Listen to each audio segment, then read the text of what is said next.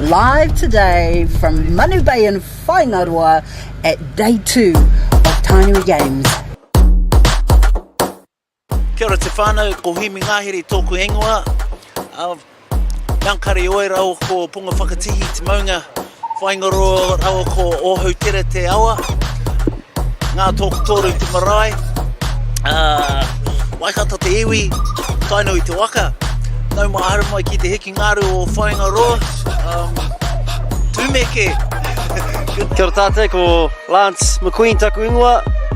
Ko Rākau Nui Marae. Taku marae, yeah, that's us, representing. And big ups to everybody from Tainui. Big ups to everybody from Tainui representing here today.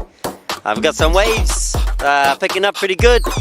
We've got a lot of hapu here doing our thing.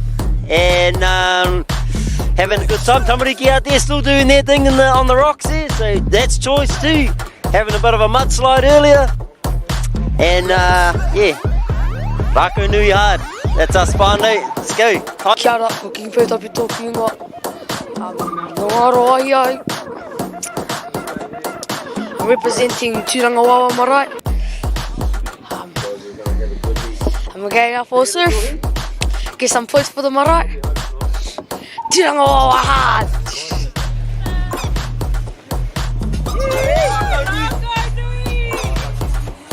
Nui. Kia ora, my name's Hitch. Born and bred in Huntly. Marae, Waipa Wangaro. Out there enjoying the Konu surf comp.